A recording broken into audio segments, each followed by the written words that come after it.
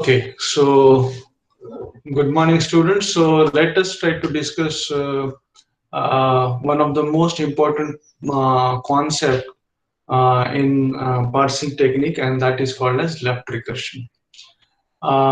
This is really very important whenever you are going for like in last lecture itself we have discussed about the number of parsing techniques where we have seen that there are basically two parsing techniques, top down parsing and bottom up parsing. So when we are going for a top down parsing we have to take care of left recursion, so that we can complete the parsing successfully. So left recursion is very important segment, and we will try to understand the left recursion in very simplified form, so that you can convert that left recursive grammar into non-left recursive grammar, means equivalent grammar we can think of. Right now, whenever we are trying to do this, we have to go through the number of issues, right? So let us try to understand what exactly the grammar recursive grammar means. Like say if you have if you understand, if you look at grammar, here you will find that this grammar has two parts, two types. One is called as right recursive, and second is called as left recursive. Okay, so right recursive and left recursive. Now what exactly recursion means?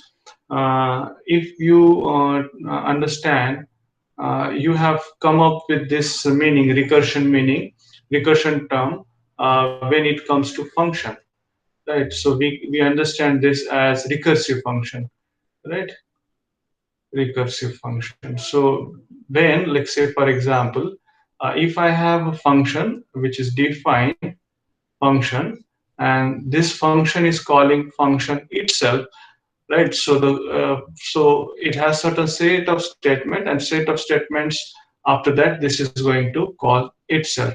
Okay, so then this function becomes recursive. Now the same term comes with the grammar, that if we know that we have a grammar, say for example, so this is recursive function.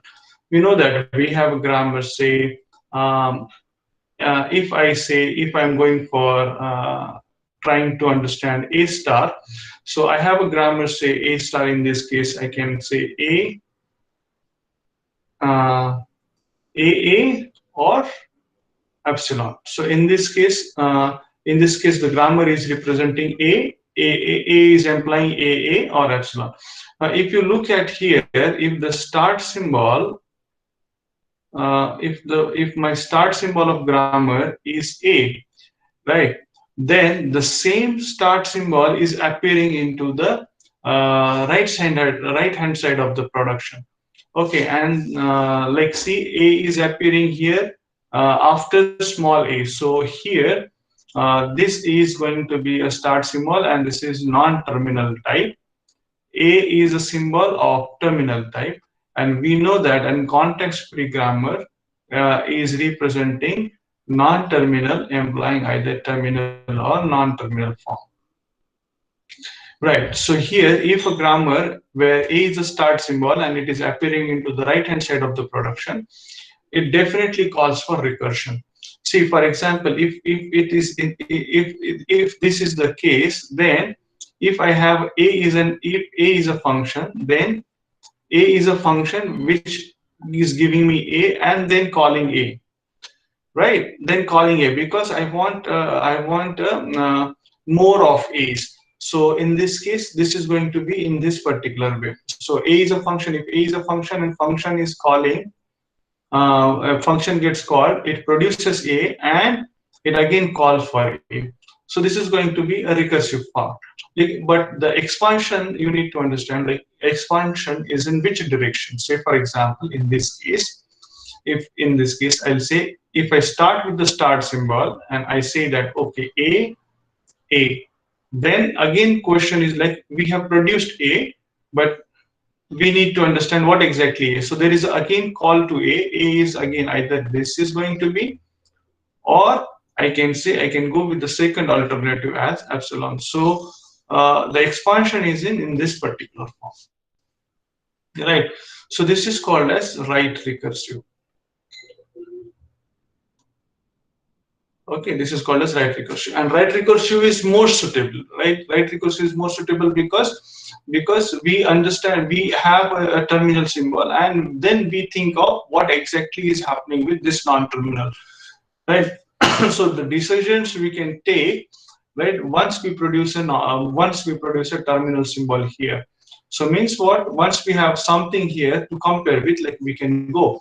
So here, just to take a more example, say for example, if we want to have uh, understand how this is going to be prepared. If this is my input string, right, input string, and we need to understand like how this is being prepared. So we start with A, then we start with A. This is the alternative. So we know that we want A to be there. So we have to go with the first alternative, that is A and then A. Then certainly, okay, what exactly this A is? Again, A. So you have got two A's here, two A's here. Then again, we have got A here, and this is going to be epsilon. So now means what? The way it is being generated, we can compare, right? So this is really very easy for to compare in this case. Now, what if this is like, okay, this is going to be a right recursion. What we have seen is right recursion. So that is A implies A, or we can take it as A in this case. Instead of epsilon, we can take it as A. So the type of this grammar is right recursive.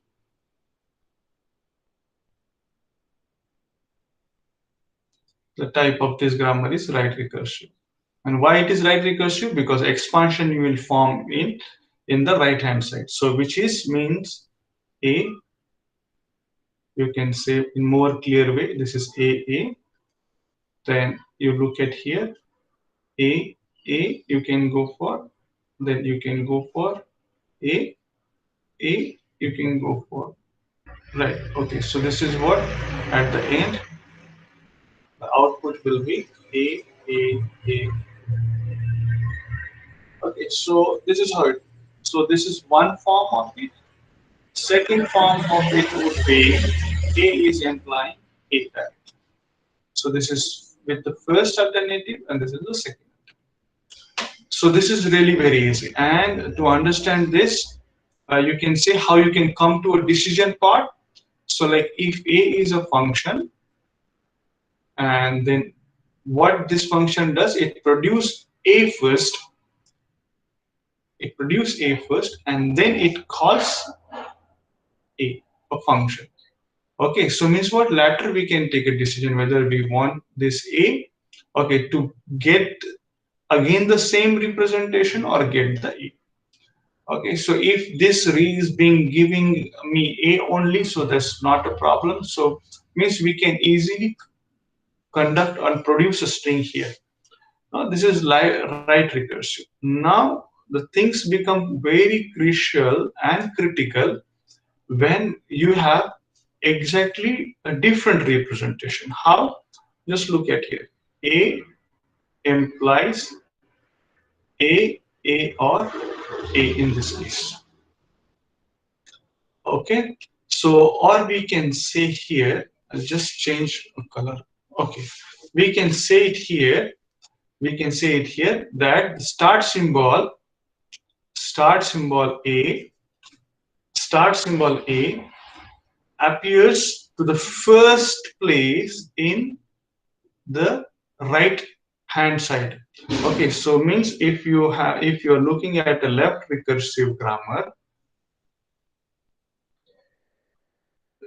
if you are looking at left recursive grammar, what you need to see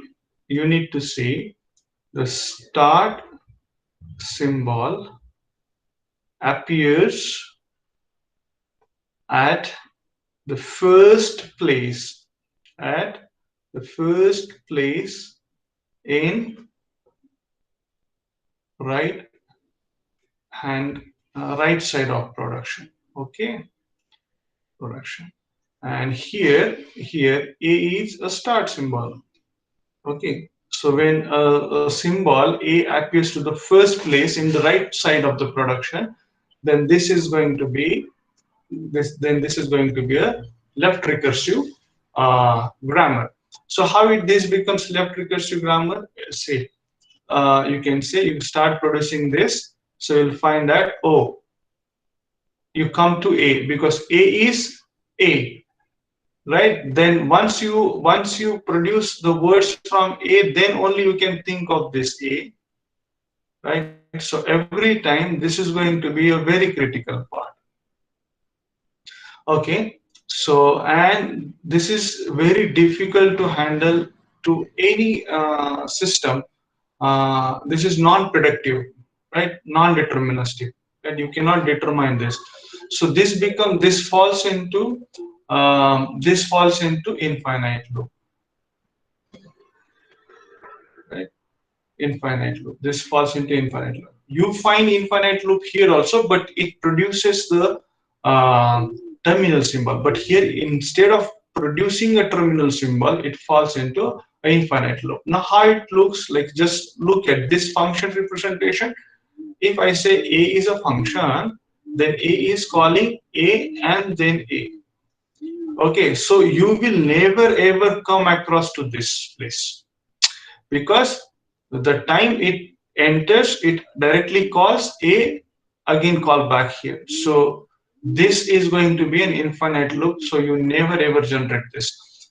And this condition appears if and only if the non-terminal which is present at the left hand side of the production appears to the first place at the right hand side of the production, then this grammar is said to be a left recursive grammar, right? I hope you understand. So if you come across with this kind of representation, then this is a left recursive grammar. Just to give you more example, right? So just to have you have a good example, let us see here. If you have a okay, this is one representation. Let me have one more grammar here, as E implies E plus T, or T in this case. Okay, so E implies E plus T or T. So in this case, if you look at here, is this grammar is left recursive? Question is this grammar is left recursive? The answer is this grammar is left recursive. How? Because the start symbol appears to the first place. The start symbol appears at the first place in the right hand side of the production. So E appears to the first place in the right hand side of production. So this becomes left recursive, right? So let us try to understand this into more detail, right? So let us try to go for it. Say, for example, if you have a production, say E implies E plus T. Okay, if you look at this, E implies E plus T or T. So how this is going to be? Say E, then you have got plus, then you have got T. Okay, but this is going to call E only. So means what? As far as a function is concerned, so E is a function. E is calling E itself, then it is plus, then it is T, for example. Okay, so the call never comes to this particular place. It will move directly from here to here, right? So this is because the start symbol appears to the first place at the right hand side of the production, then this becomes left recursion. Okay, so means what? Again, the call is going to be like this: E plus T, E plus T, then E plus T. Okay, so this is going to be left recursion. Okay, so this is really very difficult to handle. This is very difficult to handle, right? This is very difficult to handle, and this falls into infinite. This falls into infinite. Right. But this is not a case with the right recursive grammar. Right recursive grammar are manageable grammar, and you can handle it very easily. Parser can deal with it, but this is not possible with this grammar. So, like if we have some examples here. Say for example, I have a grammar production. E implies E plus T or T. T implies T star F or F. F implies opening bracket E or A. So in this case, if I label it a number 8, say 2, 3, 4, and which is being represented as E implies E plus T. E implies, say for example, T. T implies T star F. Sorry, this is T implies F. F implies opening bracket E. F implies A. So I'm going to give a number 1, 2, 3, 4, 5, and 6. So out of these 6 productions, uh, this is containing left recursion and this is containing left recursion. Okay. So you have got only these two containing the left recursion. So means it is really very necessary for us to remove the left recursion. So once we understand like how left recursion rise,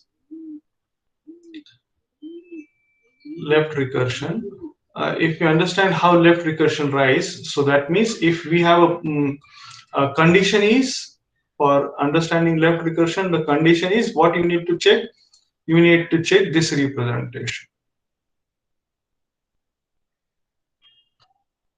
If you have a representation A implies A alpha or alpha in this case, particularly if you have a representation in short A implies A alpha, then this grammar is left recursive grammar. Now in order to remove this grammar into left recursion into right recursive equivalent grammar, means we have, like if we have uh, this example as, just take an example as uh, uh, A implies AA or A. In this case, if this is the grammar, then what kind of words it produces actually? The kind of word it produces is uh, this is going to produce, say, uh, A. In this case, A. This produces A. Then this produces A. Then this produces A in this way, right? Okay. So we need to prepare. Okay, instead of having more confusion here, we'll just make it as B.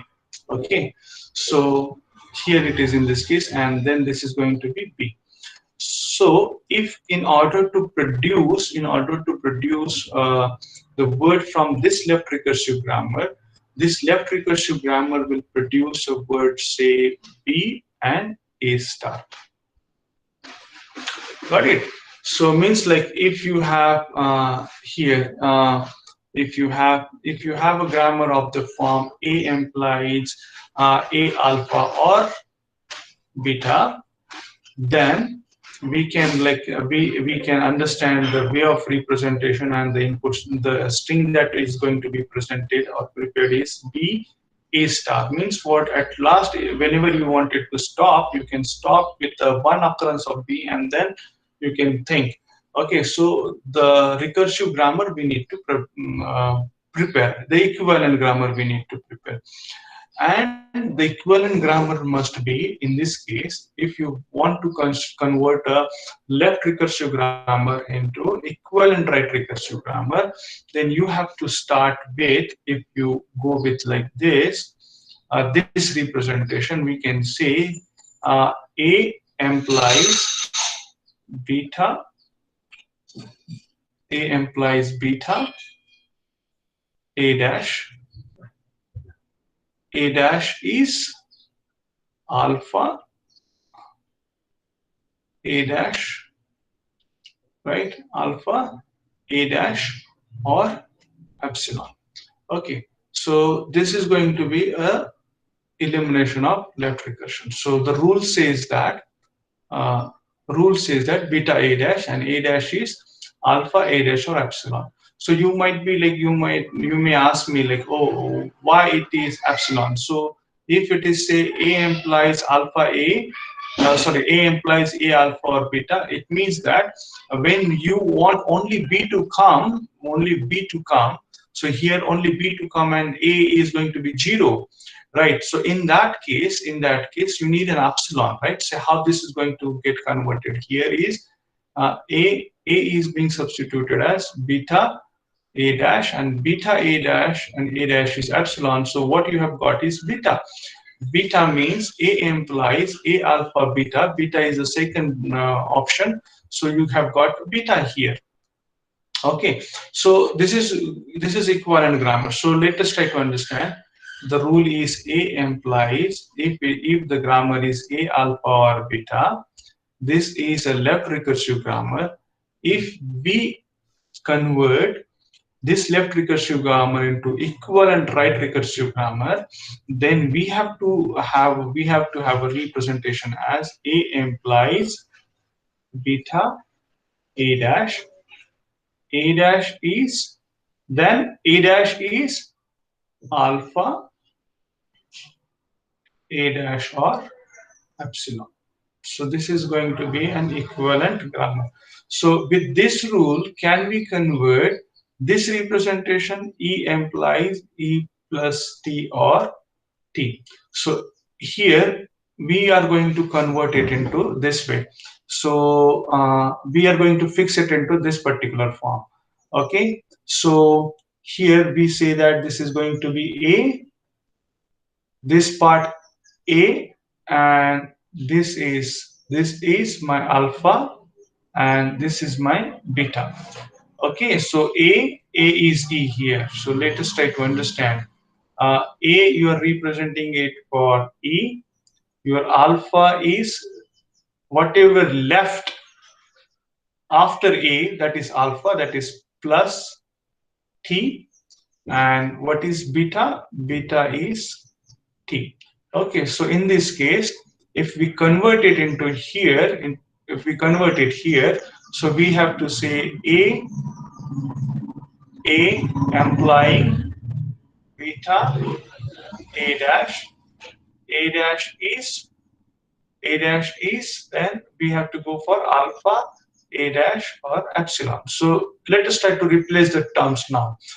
A is being replaced by E, beta is being replaced by T, right? This is being A is replaced by E dash. So E implies T E dash. Now what is exactly E dash then? Then first is alpha, that is plus T E dash and then epsilon. Got it? So it means that for for for E implies E plus T or T, the this is left recursive grammar. This is left recursive grammar. Now to eliminate this left recursive grammar,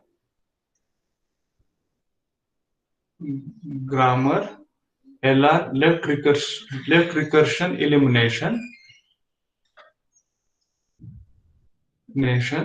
The rule is, what is our rule? Rule is A implies what is beta A dash.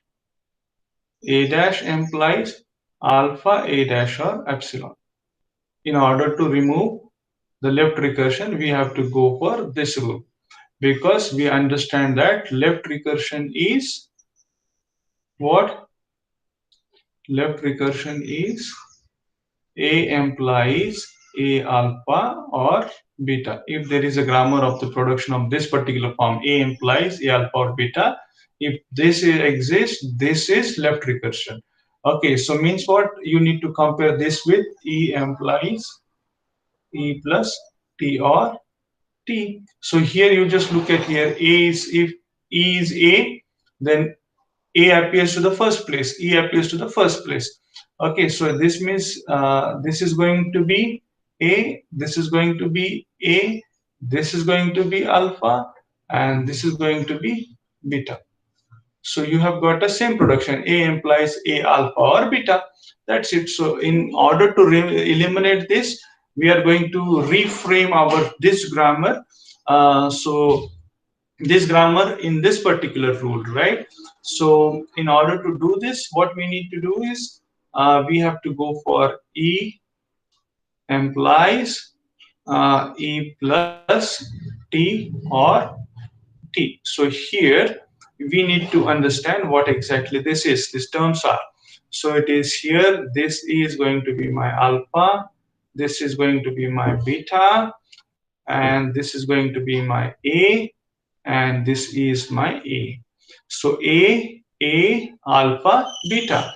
Now rule is, in order to convert this, eliminate the left recursion from this, uh, the rule is A, this becomes A implies starts with beta, that is beta, A dash is alpha, A dash or epsilon, which will convert this entire grammar in this form, that is E implies T E dash. Okay, E dash is plus T E dash epsilon. Okay, now can we do it for say T implies T star F or F? If this is example 1, we are going for a second example. T implies T star F or F. So it is like you have to if this is the grammar, you need to fix the terms. Say this is gonna be A, this is gonna be A, this is gonna be alpha, then this is being beta. So now how this term is being represented? The rule is being fixed as A, beta, A dash is alpha, A dash or epsilon. So this entire thing can be converted into T implies F T dash. T dash is star F T dash or epsilon. Okay. Now, important thing. Now, by this is equivalent right recursive grammar. This is an equivalent right recursive grammar. Okay, so how it is say, look at here. E is what? You have got T, then you have got E dash. Okay, so you have got T here. Okay, so then you need to certainly look for what exactly the T is. But here, E dash is, you can again further look at plus T, E dash. This E dash is going to be, again, I can go for plus T, E dash can be epsilon. So see the expansion? Expansion is in right hand side.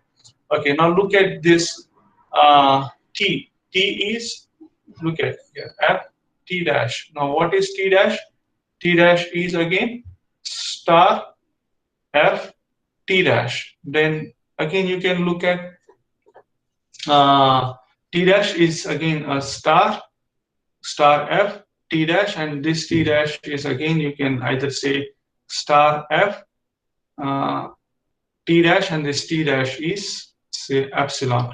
So look at here.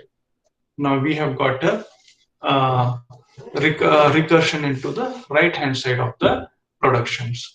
Okay, so this is how you can convert a left recursion recursive grammar into right recursive equivalent right recursive grammar, which is easy to parsing